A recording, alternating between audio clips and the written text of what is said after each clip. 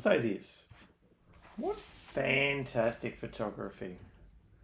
Like, look at that. That salmon's just swimming on that plate. Beautiful salad, poised at the moment. It almost makes you salivate just looking at it. And then you get going through the catalogue and you turn the pages, and as a clinical nutritionist, I get excited when I see pictures of veg like that. And you see suggestions of what to do with the veg, flavorful pairings, menu suggestions. But is it enough? Or is this just simply more noise? Is this fresh food noise? I'm John, I'm a clinical nutritionist, and I have a background in sales and marketing.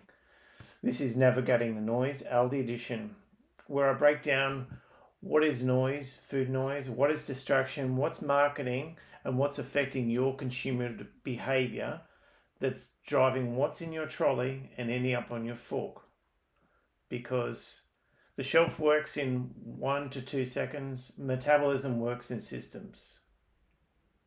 And it definitely would not be Easter unless there was chocolate on the front.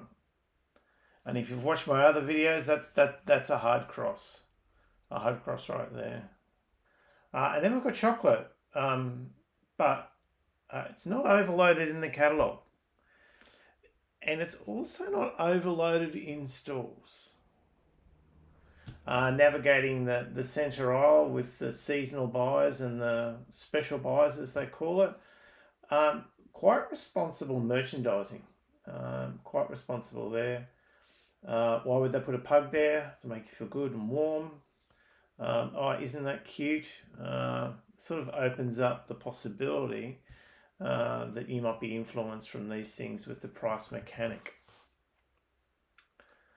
Again, crosses on there. They're all sometimes foods. And then we get to the middle. What are we? Page 20. And again, gold medal performance for food photography. I mean, how good do those apples look? Let's be real. It's chocolates and sweets and sugary coatings on what is, nature's carbs and nutrients and fiber. But hey, it looks good.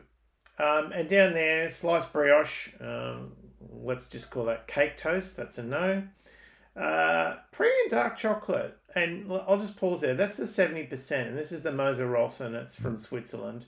And if you're not a fan of dark chocolate and you're coming from milk, that's a very good place to start. And portion controlled at 25 grams.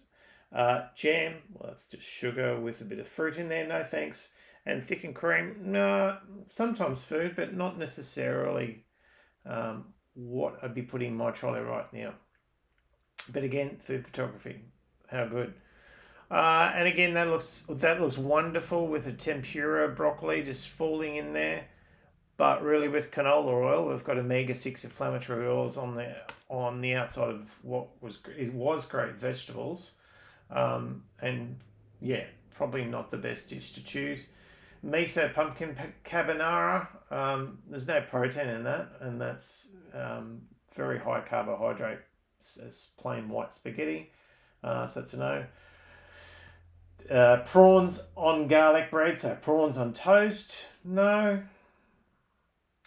Again, the food photography is exceptional, but what are we doing there? We're putting very processed noodles on corned beef, so processed meat in a dish. No, we've got some Reuben there, some bread. Those bay buns, they do look exciting, but that's a no. And then avocado. I started to get excited when they said avocado. But I don't know. I might go alone here, but I'm not sure how many of you are getting excited about a Filipino, or is it Filipino? Yeah, it is. Filipino iced avocado shake. And then avocado, let's put some sugar on it and put it under the grill. So it's an avocado pudding. Pizza. Did somebody say pizza? Yes, probably more widely accepted, but there's no protein on that, and you've got the carbs from the pizza base. As far as what I can tell, it doesn't say if it's white pizza dough.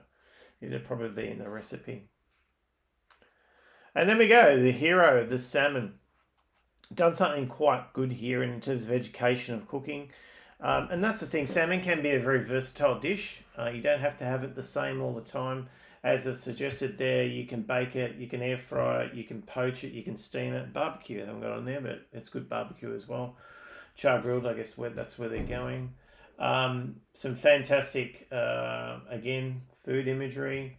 The seared fajita spiced salmon probably would be my pick, actually. And I'll just come to the spices in a second. The poached salmon on crispy rice squares, gee, they do look good. And probably worth looking at in terms of the recipes, but again, I'll get to that in a second.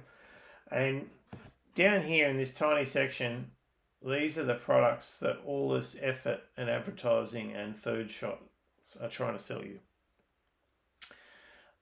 So I got very excited when I saw this catalogue. And I went, wow, Aldi's really earned the shopping of the week. They've won the catalogues, they've won the noise.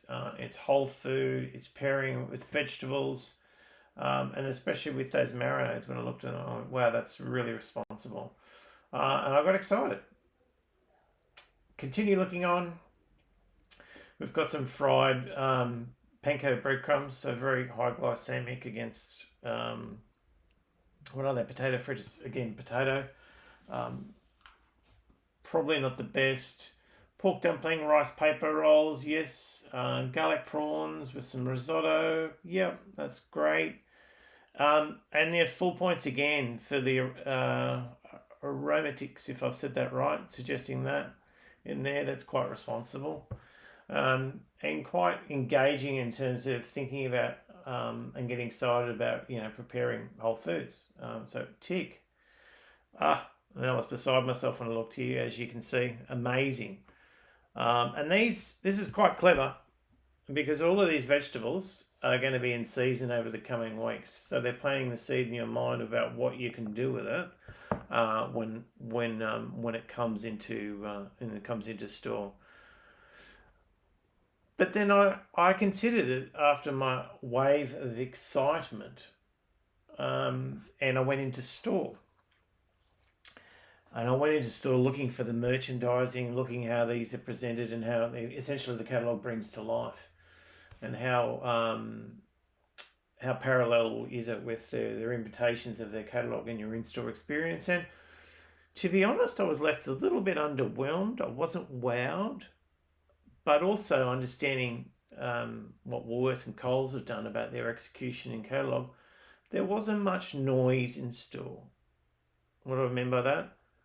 Well, the Easter part of the catalogue is not overpowering you when you're navigating the store to put real food in your trolley.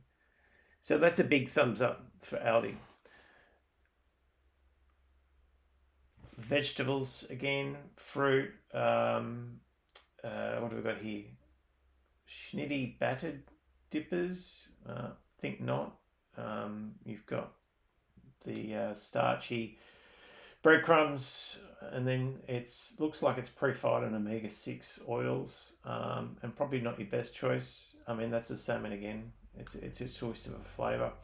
And I suppose here's where I started thinking, maybe Aldi isn't as good as what I first thought after my wave of excitement. And it's pretty pro-salmon, but there's not a lot of other choice. Is there better choice and better value in Coles this week? Because Coles have put 2 to 3 pages of protein and making it easier for you to put that as a hero of the plate and with the vegetables. Which led me thinking, well, Coles are following a strategy of high-low. What I mean by that, a higher price every day and then they put out a catalogue, and then they're lowering it, and then it goes back up again. Whereas Aldi's EDLP, what does that mean? Everyday low pricing. So they're more down here and more consistent. So I wondered whether Aldi was just cheaper than Coles anyway.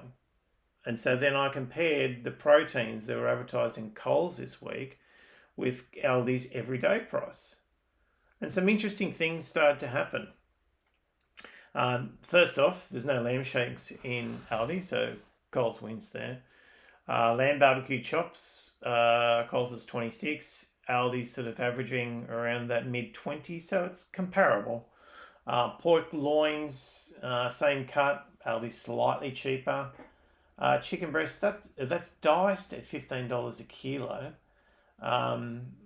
Aldi is a bit more competitive, but actually you've got chicken breast almost as a loss leader in Coles this week, and it's on the front page of their catalogue at $8.50 a kilo. So that is better value, although not captured there. Beef porterhouse, like for like, Coles is actually cheaper this week. And you've got the beef rump. Aldi is slightly different cut, but cheaper. And then we've got the fish. Coles has a different variety, and it's cheaper in the hockey fillets. And seafood, in terms of the prawns, similar. And no snapper in Aldi. Coles has got, so Coles wins there. And so that theme of there's more variety of protein in Coles than there is Aldi comes through when you're looking at the price per price specials. So it's easier to navigate variety in Coles, but overall, if you're looking for dollars and cents and budgeting, then Aldi is slightly winning out there on a consistent basis. And then, as a summary, there it is there. Chicken, Aldi. I will say that the breast at Coles is cheaper though. So that's a bit of a typo on my part, sorry. Pork is Aldi, lamb's Aldi, beef is Coles, and seafood is Coles. And that basically says that Coles is winning on the promotional specials, as their high-low price does. But also, thinking back, it's not just about price, it's about navigating the noise and making it easy. Making it easy for you to put delicious food on your plate that's whole foods, that you're not adding additives of extra salt, extra sugar, and extra numbers that your metabolism doesn't know what to do with.